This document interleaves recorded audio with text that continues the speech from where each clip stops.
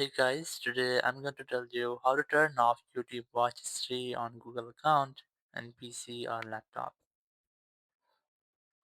If you're using any PC or any laptop and then you want to turn off your YouTube watch history from your Google account, so let's see how we can do that. You just have to simply open your browser and just select your Google account. And here, just click on your Google account profile photo or your Google account here. Just click on manage your Google account and just click on data and privacy. Select this option here.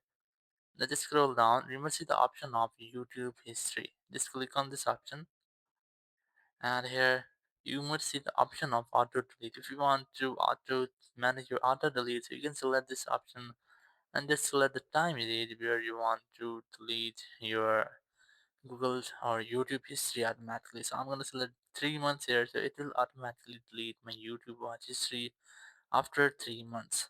Or if you want to completely turn it off, just select this saving your YouTube history option.